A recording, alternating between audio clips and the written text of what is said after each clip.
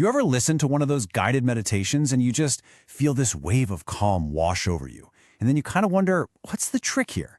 How can just a voice, a recording, have such a powerful effect? Well, today, that's exactly what we're going to do. We're going to deconstruct a guided hypnosis session piece by piece and really understand the mechanics behind that feeling of inner peace. So that's the big question, right? How does a simple audio track manage to guide your mind into the state of profound calm? We're going to dive in and see how a narrator's voice can systematically lead your body and mind into deep relaxation. And you'll see, it's less about magic and way more about some really clever psychology. Now, the session we're looking at isn't about implanting new ideas or anything like that. As the guide says, it's about remembering. So this isn't about being put into some kind of trance. It's really about rediscovering the powerful tools for calm that, believe it or not, you already have inside you. All right, so let's start right where the session itself starts. This whole journey is built on a really simple but incredibly powerful idea. Before any of the cool relaxation techniques get introduced, the guide lays this crucial foundation. Just by saying, it's okay to not feel okay, they instantly remove any sense of pressure or guilt. And that acceptance, that's the real starting point. It creates this safe space where you don't have to fight how you're feeling, you can just begin, right from where you are. So with that foundation of acceptance in place, the first target isn't your mind, it's your body. The session starts building its first layer of relaxation through really simple physical actions. The very first instruction uses a tool we literally all have, our breath. The guide tells you to inhale slowly and then exhale even slower. It's so simple, but that one action sends a direct physical signal to your nervous system that it's time to chill out, preparing you for the deeper relaxation that's coming. Okay, now the session builds on that breathwork with a classic technique called progressive muscle relaxation. But here's the cool part. It's framed with this powerful metaphor, a river of relaxation. That imagery really helps you visualize calm just flowing through your body, starting at your face and moving all the way down to your feet, releasing tension every step of the way. And this is a great example of a key reframing technique. The session makes a point to connect peace with power and calm with control. This totally flips the script on the idea that relaxation is passive or, weak. Instead, it's presented as a source of real personal strength. So once the body is in that state of calm, the guide shifts focus. Now we move from the physical into the mental, using the power of our imagination to deepen that feeling of relaxation. The goal here is to create a really specific, kind of paradoxical feeling.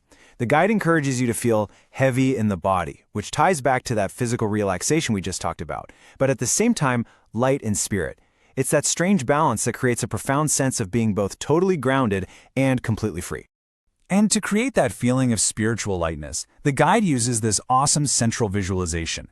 Just imagine you're an astronaut floating in space. That instantly gives you a sense of weightlessness, right? Of freedom, and of being detached from all those everyday worries.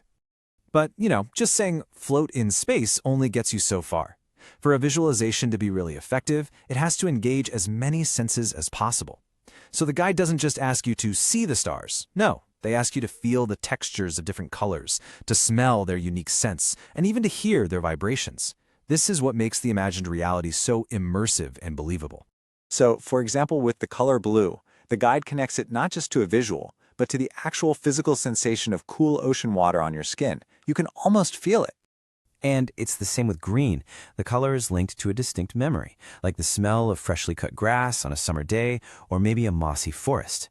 By connecting these abstract colors to really concrete sensory memories, the whole experience becomes incredibly vivid and real.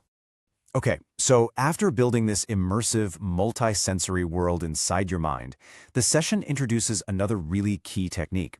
It uses this state of deep focus not just to feel calm in the moment, but to actively wire in positive feelings so you can access them later. This is done through a process called anchoring. So what exactly is feeling anchoring? Well, it's a psychological technique where you intentionally link an internal feeling, like patience, to some kind of external trigger, like hearing a specific number. It's like creating a subconscious shortcut to that feeling. Here's exactly how it's done in the session.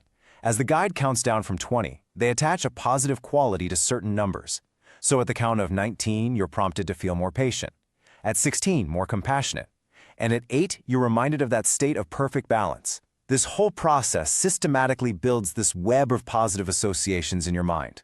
So, After deconstructing all these individual pieces, the physical relaxation, the visualization, the anchoring, what we're left with is a really practical and powerful set of tools. And here they are all laid out. What started as just, listening to an audio track can now be seen for what it is, a really clever combination of specific techniques, from simple breathing and muscle relaxation to sophisticated visualization and feeling anchoring. These are the tools that were within you the whole time. And this really brings us to the ultimate takeaway here. The deeper message of the session isn't just about feeling good for a few minutes. It's about empowerment. It's this powerful idea that you actually have the ability to consciously choose and cultivate positive feelings, like patience and kindness, even when life is really, really difficult. By understanding how these techniques work, you can start to use them consciously in your own daily life. So the final question isn't really about the session we just analyzed. It's about you. Now that you can see the toolkit, which tool for inner calm are you going to choose to use today?